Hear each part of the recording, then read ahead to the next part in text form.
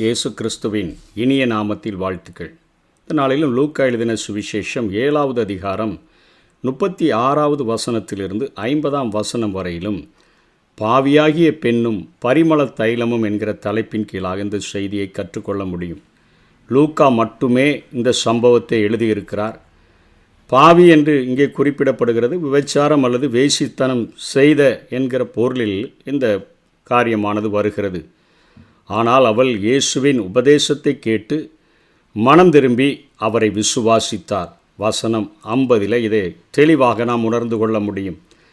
மத்தேயு 26:6-13 வரை, மார்க்கு 14:3-9 வரையிலும், யோவான் 12:1-11 வரையிலும் குறிக்கப்படுகிற காரியங்கள், இந்த சம்பவங்கள் வேறு காரியத்தை குறிக்கிறது. இந்த ஸ்திரீயை குறித்து லூக்கா பாவியாகிய ஸ்திரீ என்று குறிப்பிடுகிறார். மற்ற சுவிசேஷங்களில் வருகிற காரியம் லாசருவின் சகோதரியாகிய மரியாளை குறிக்கக்கூடியதாக இருக்கிறது. இந்த சம்பவம் நடந்தது கலிலேயாவில். மற்ற நிகழ்ச்சிகள், லாசருவின் சகோதரியாகிய மரியாளின் நிகழ்ச்சிகள் நடந்தது பெத்தானியாவில். இந்த சம்பவம் நடந்தது ஊழியத்தினுடைய தொடக்கத்தில். லூக்கா தமது நூலை ஒழுங்குகளின்படி வரலாறாக அவர் தொடுக்கிறார். மற்ற சம்பவம் ஊழிய நாட்களின் இறுதி பகுதியிலே அது நடக்கின்றது. சீமோனுடைய வீடு என்கிறதைத்தான் போட்டு குழப்பி விடுகிறார்கள். இதையும் தெளிவாக புரிந்து கொள்கிறதற்கு வசனம் 36-40 இவைகளை படித்தால், பரிசேயரில் ஒருவன் தன்னுடன் போஜனம் பண்ண வேண்டும் என்று இயேசுவை நோக்கி அவன் ரொம்ப வருந்தி கேட்கிறான். 40ஆம் வசனத்தில் இயேசு அவனை நோக்கி சீமோனே என்று சொல்லி அவர் அழைக்கிறார். இந்த சீமோன் பரிசேயன். மத்தேயு மார்க்கும் அவனை குஷ்டரோகியாக இருந்த சீமோன் என்று குறிப்பிடுகிறார்கள். அக்காலத்தில் விருந்தாளிகளின் பாதங்களை கழுவுவதும் முத்தமிடுவதும் தைலம் பூசுவதும் யூதர்களின் கலாச்சாரத்தின் காரியமாக இருந்தது. ஆனால் இந்த பரிசேயன் இயேசுவை வீட்டில் ஏற்றுக்கொண்டும் ஒரு விருந்தினருக்குரிய இத்தகைய கடமையை அவன் செய்ய விரும்பவில்லை. இயேசு கிறிஸ்து அதை சுட்டி காட்டுகிறதை பார்க்கிறோம். வசனம் 44-46 வரையிலும், சீமோனே, இந்த ஸ்திரீயை பார்க்கிறாயே, நான் உன் வீட்டில் பிரவேசித்தேன், நீ என் கால்களுக்கு தண்ணீர் தரவில்லை. இவளோ கண்ணீரினால் என் கால்களை நனைத்து தன் தலைமயிரினால் அதை துடைத்தாள். நீ என்னை முத்தம் செய்யவில்லை. இவளோ நான் உட்பிரவேசித்தது முதல் என் பாதங்களை ஓயாமல் முத்தம் செய்தாள் என்று சொல்லி அங்கே அவனுக்கு ஒரு ஓமையை சொல்லுகிறார். ஒருவனிடத்தில் 500 வெள்ளிக்காசு கடன்பட்ட ஒருவனும் 50 வெள்ளிக்காசுகள் கடன்பட்ட ஒருவனும் இருந்தான். 2 பேருக்கும் அந்த கடனை கொடுத்து தீர்க்க நிர்வாகம் இல்லாத போது அந்த எஜமான் அவர்கள் 2 பேருடைய கடனையும் அவனுக்கு மன்னித்து விட்டான். இப்படி இருக்க எவன் அவனிடத்தில் அதிகமாய் அன்பு கூறுவான் என்று ஆண்டவர் கேட்கிறார். அதற்கு அவன் அதிகமாய் மன்னிக்கப்பட்டவன் என்று சொல்லி அங்கே சீமோன் ஆன்சர் சொல்லுகிறதையும் பார்க்கிறோம். ஆண்டவருடைய பாதத்தில் தன்னுடைய வாழ்க்கையில் ஆண்டவர் செய்த மகா பெரிய அந்த இரக்கத்தை நினைத்து பார்க்கிற எந்த ஒரு மனுஷனும் ஒவ்வொரு நாளும் அவனுக்கு ஆராதனை செய்கிறவனாக காணப்படுவான். அவருடைய பாதத்தை கண்ணீரினால் நனைத்து தலைமயிரினால் துடைத்து பரிமள தைலம் விலையேறப்பெற்ற தன்னிடத்தில் இருக்கிறதை அவர் பாதத்தில் வைக்கிற எந்த ஒரு மனிதனும் ஆராதனை செய்கிறவனுக்கு ஒப்பிடப்படுகிறான். அப்படிப்பட்ட ஆராதனையில் ஆண்டவர் பிரியப்படக்கூடியவராக இருக்கிறார். உதடுகள் தொடுவதல்ல, உள்ளத்தினால் ஆண்டவரை தொட்டு அவரை ஆராதிக்கிறவர்களாக காணப்பட வேண்டும் என்கிறதை இந்த பகுதியிலே நாம் பார்க்கிறோம். இந்த மத்தேயு 26 சொல்லப்பட்ட பகுதி, மார்க்கு 14 சொல்லப்பட்ட பகுதி, யோவான் 12:1-11 வரைக்கும் சொல்லப்பட்ட பகுதியும், லூக்கா 7 இந்த 36-51 வரையிலும் 50 வரையிலும் சொல்லப்பட்ட பகுதிகளை குறித்து கொஞ்சம் நம்ம ஒப்பிட்டு பார்த்தோம் என்று சொன்னால், பஸ்காவுக்கு 2 நாளைக்கு முன்னென்று மத்தேயு குறிப்பிடுகிறார். அவர் மத்தேயு 26:2, மார்க்கு 14:1 சொல்லுகிறார். பஸ்காவுக்கு 2 நாளைக்கு முன் என்று அவரும் சொல்லுகிறார். லூக்கா மாத்திரம் ஊழிய தொடக்க காலம் என்று எழுதுகிறார்.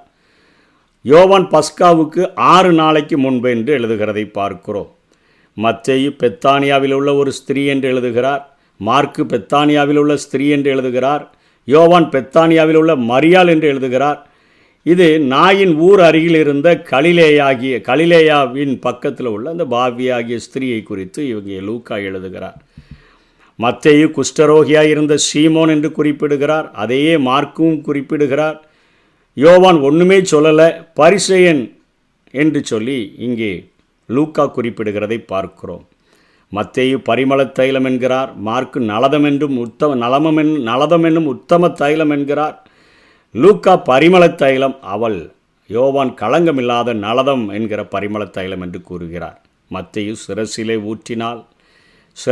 ஊற்றினாள் என்று மார்க்குவும், லூக்கா பாதத்திலே, யோவானும் பாதத்திலே என்று சொல்லுகிறதை பார்க்கிறோம். இதற்கு விவாதம் எப்படி நடக்குது? வீண் செலவு எண்ணத்திற்கு உயர்ந்த விலைக்கு விற்று என்று சொல்லி மத்தேயில் எழுதுகிறார். வீண் செலவு 300 பணத்துக்கு விற்று விடலாமே என்று சொல்லி மார்க்கு எழுதுகிறார். 300 பணத்துக்கு விற்கிற காரியத்தை யூதாஸ் பேசுகிறான் என்று யோவான் எழுதுகிறார். ஆனால் இங்கே லூக்காவோ, இவள் பாவி, இவர் தீர்க்கதரிசியாக இருந்தால் அதை அறிந்திருப்பாரே என்று சொல்லியெல்லாம் அங்கே சீமோன் நினைக்கும் போது தான் அங்கே சீமோனிடத்தில் இயேசு கிறிஸ்து கொஞ்சம் பேச வேண்டியதாயிற்று. ஓமையை சொல்லி பேசுகிறார். நீ என் கால்களுக்கு தண்ணீர் தரவில்லை, என்னுடைய முத்தமிடவில்லை என்கிற அந்த யூத கலாச்சாரத்தை செய்யாததை கண்டனம் பண்ணுகிறதை நாம் பார்க்கிறோம். இது மற்ற சுவிசேஷங்களில் இல்லை, இது வேறுபட்ட வார்த்தைகள். அதனைப் போல என்னை அடக்கம் பண்ண எத்தனமான செய்கை என்று சொல்லி மத்தேயுவிலும் மார்க்கிலும் இதே காரியத்தை குறிப்பிடுகிறார். ஆனால் லூக்காவிலோ அந்த சீமோனை கடிந்து அவர் பேசுகிறதை பார்க்கிறோம். ஆனால் யோவானிலும் என்னை அடக்கம் பண்ணும் நாளுக்காக வைத்திருந்தால் என்றே பேசுகிறதை பார்க்கிறோம்.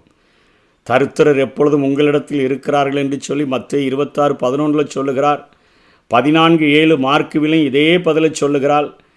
அதே போல யோவானிலும் தரித்திரர் எப்பொழுதும் உங்களிடத்தில் இருக்கிறார் என்று பேசுகிறார். ஆனால் லூக்காவிலோ உன் பாவங்கள் உனக்கு மன்னிக்கப்பட்டது என்று பேசுகிறதை பார்க்கிறோம். கடைசியாக மத்தேயுவில சுவிசேஷம் பிரசங்கிக்கப்படும் இடங்களில் எல்லாம் இவள் செய்கையும் சொல்லப்படும் என்று சொல்லுகிறார். அதே வார்த்தையைத்தான் மார்க்கும் குறிப்பிடுகிறார். யோவான் ஒன்றும் சொல்லலை. ஆனால் இங்கே லூக்கா எழுதுகிறார், உன் விசுவாசம் உன்னை ரட்சித்தது என்று சொல்லி அது கடைசியாக ஆண்டவர் அவளை ஆசீர்வதித்து அவளை மன்னித்து அனுப்புகிறதை பார்க்கிறோம். அதிகமாய் பரிமள தைலத்தை ஆண்டவருடைய பாதத்தில் ஊற்றி அன்பு செய்த மகளை இங்கே ஆண்டவர் நேசித்து அதிகமாய் கடன் மன்னிக்கப்பட்ட அவள் எத்தனையாய் என்னிடத்தில் அன்பு கூர்ந்து ஆராதனை செய்கிறாள் என்கிற காரியத்தை நமக்கு கற்றுக் கொடுக்கிறார். நம்முடைய வாழ்க்கையிலும் ஆண்டவரிடத்தில் கிட்டி சேர்கிறதற்கு பாக்கியமற்றவர்களாக நாம் அத்தனை துர்பாக்கியம் உள்ளவர்களாக இருந்த போதிலும் கூட அவருடைய மிகுந்த இரக்கத்தினால் அக்கிரமங்களினாலும் பாவங்களினாலும் மரித்தவர்களாயிருந்த நம்மை உயிர்ப்பித்து, மாம்சத்தின்படி கோபாக்கினையின் பிள்ளைகளாயிருந்த நம்மை உயிர்ப்பித்து உன்னதங்களில் அவரோடு கூட அமர பண்ணுகிற அந்த அன்பை நினைத்து ஒவ்வொரு நாளும் அவருடைய பாதத்தை தழுவி கொண்டு ஆராதனை செய்கிறவர்களாக வாழுவோம். கர்த்தர் தாமே நம்மை ஆசீர்வதிப்பாராக. ஆமேன். அன்பு கூறுவே இன்னும் அதிகமா, ஆராதிப்பே இன்னும் ஆர்வமா. அன்பு கூறுவே இன்னும் அதிகமா, ஆராதிப்பே இன்னும் ஆர்வமா.